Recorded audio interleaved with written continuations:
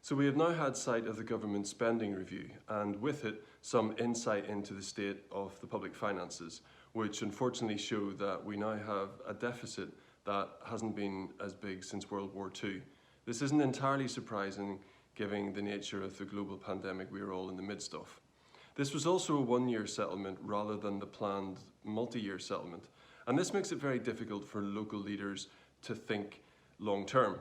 But there are still plenty of reasons why local areas and their leaders should be thinking strategically and about the years ahead rather than just this coming year.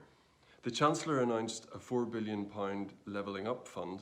600 million of that will be available to bid for in this coming year.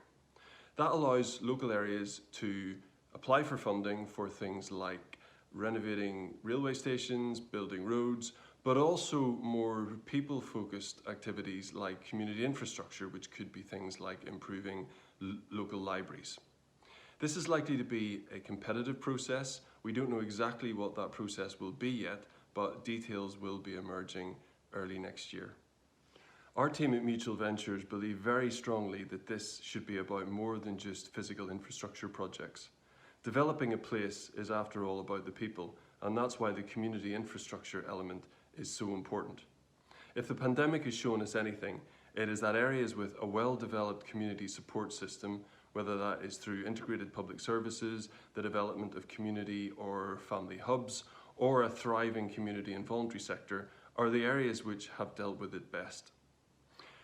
Every project, even the ones which on the face of it seem a purely physical infrastructure project, should be thinking about whether there is an added social and community value element to it.